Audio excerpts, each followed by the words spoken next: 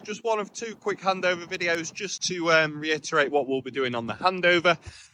So first video around the outside. I'm going to start here. Fuel, use your ignition key to open this, fuel in there. You'll get a notification on your dashboard whenever you need to top up your AdBlue. Again, that's topped up just here. Bonnet release is there. To adjust the seat height and lower it effectively, the front one, you need to be sat in it first and foremost. The front one lifts this front up and down. The back one does the back up and down, basically. Under here, you've got a kit that will have stuff like a towing eye and whatnot in there. Coming around, under the bonnet, wash fluid just in here. Engine oil's topped up there. Dipstick just here. Negative terminal for any jump starts is this big metal prod sticking out there, and then your positive terminal is just underneath there. Coming around to this side, when you are topping up the gas for the motorhome, it is refillable LPG. So this comes off. Certain fuel stations, again, you'll have an attachment that goes onto there and it fills it till full. You can't do like fuel, like you'll put small amounts in it each time. But again, it's very cost effective. Full systems topped up would probably be anywhere between 15 and 20 quid. When you go into Europe, you will need a brass or a copper adapter for that. But again, most fuel stations, gas and leisure shops will do this for you. We do have one just over the road from ourselves. In terms of a display, there will be a display, usually on that side or inside the vehicle, but I can show you that on the second video. Here is the toilet cassette. So to release it, push this up and then this pulls out. Twist this, screw the cap off and empty in the designated spot. If this won't pull out for whatever reason, just please make sure that the trap door on the toilet is closed. In there goes a blue solution, which is used to basically break down anything that goes into the toilet. In terms of electric hookup, that's just here, in and out, straightforward job. And then your freshwater fill up is just there. So in with a hose pipe and that fills your freshwater tank. Now, when it comes to motorhomes, you've got 3 drain off points. For the purpose of draining off, that is a winterization thing, where effectively if you aren't using it in the winter or it's going to be stood for periods of time during cold weather, get the water out of the systems and it can stop any potential frozen pipes and damage. Now, your 2 main release valves on the outside are here. That drains the freshwater tank. So we fill the fresh tank there, we drain the fresh tank there.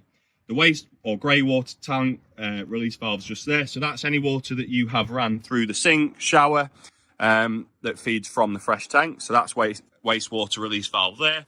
And your third and final one is for the boiler. That will be on the inside, more than likely under the bed or just under somewhere in the kitchen, but I will show you that on the second video. TV aerial's just up top. Coming round to this side, the camera for the rear camera is just under that rear brake light. You can obviously access the rear of the van. The doors will open to there. If you push this, this will allow the doors to go fully flat. But again, you've got access to the rear from here as well. This latch will just allow you access into here where it looks like one of the leisure batteries are. Around to here, and that is effectively it for the outside. Obviously, you've got the LED strip for the habitation door light.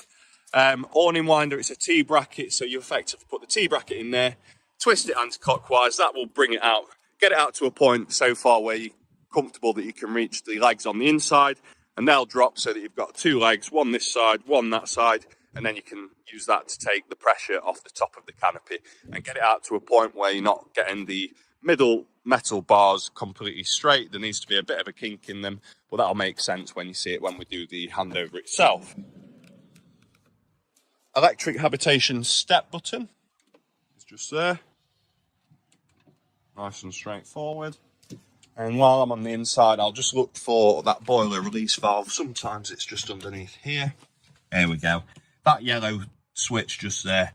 Pull it towards any water that you've got within the boiler will drain underneath the motorhome. So next video we'll do is for the rest of the interior. So Control panel, push this button, that turns everything off completely. So all the lights will go out, you won't get any power from any of the sockets. While it's on, you have got an isolation switch for the lights. Press that, all the lights will go on and off. So you can keep power to any plugs and any systems running if you just want to have your lights off. The lights do also have their own individual switches as well.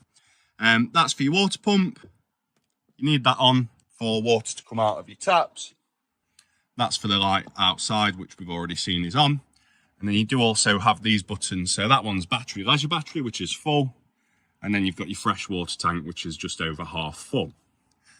That's just a light switch for when you enter. This is the display for the refillable LPG, so it's well over half, but that just shows that you've got gas in that system. This is for your heating and hot water and heating, nice and simple. And then basically you press these buttons to choose the source. So we're on water heating, you've got squiggly lines, which are electric, and you've got a flame, which is gas. And then you can use a combination of both. That's a frost protect, so if you are out in winter, leaving the van for the day plugged in maybe, you can have it on frost protect, which will stop any water in the system freezing. One squiggly line is 1000 kilowatts electric, and two squiggly lines is 2000 kilowatts electric. The more kilowatts you use, the faster things will get hotter, but you will use more electric. For example, if you're at home and you want to check your van before you're getting away, and you don't want to use too much electric, you'd probably want to have it on 1000 kilowatts electric. If you're off grid, you'll be wanting to use gas. If you're on a site and you want things to get hot super fast, you can use the combination of gas and electric at the same time. And that is in the off position. Leave it on electric because we're plugged in. Your heating is exactly the same. Gas for off grid, gas and electric, or you've got electric, 1, 2. You do get 3000 kilowatt electric on the heating system. Again, more electric, uses more power, gets hotter faster. Plus and minus is your thermostat. So at the top position, it's about 30 degrees, and you'll gradually go down to around somewhere between 5 and 10 degrees. The crescent moon is a night mode, so it'll keep the heat on nice and relatively warm without being loud. And again, you've also got not a frost protect, but something that will just keep a bit of warmth within the motorhome, just to keep everything tickety-boo.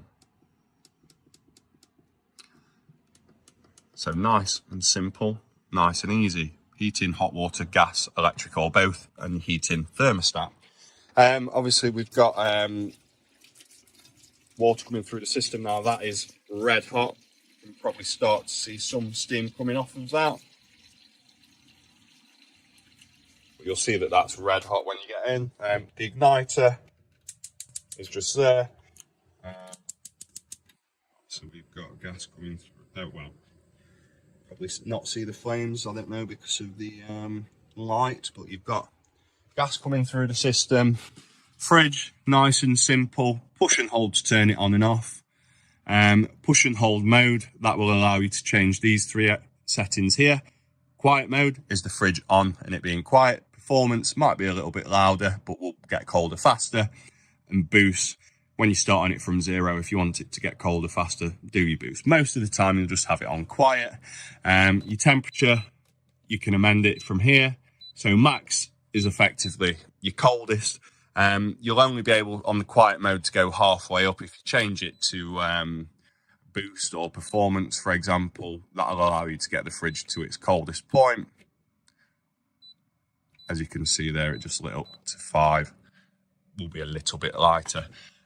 Looks like it's an ambidextrous fridge as well, so you are able to undo the locks and open it from either side, but you'll just have to make sure that it's locked like so. I'll double check that actually, because it may just be a normal entry fridge. I'm sure that you can work it so that it is an ambidextrous fridge where you can effectively open it from both sides, which is a nice positive. Obviously, you've got your storage under the bed and above, TV bracket there, aerial, and 3-pin and 12-volt plugs just there. And then obviously into your washroom. Obviously, you've forgot what, I'm not going to do the shower. Bear with me. Your toilet flusher is just behind here. So again, you'll need your water pump on for that to work. The trapdoor itself is just there. Shower, apologies, is here, so it's neatly packed into there. But yeah, that's pretty much everything, guys. Nice, straightforward to utilise van. Obviously, they've got microwave just here. I'd just use it to go up in a combination of 30s. But again, you've got all the instructions and manuals. Leg for the table is just there, so that does attach into here. You need to take that rubber out, and there will somewhere be a table topper, so you can utilise this as a front dinette. Obviously, you've got your swivel points just here. But yeah, enjoy.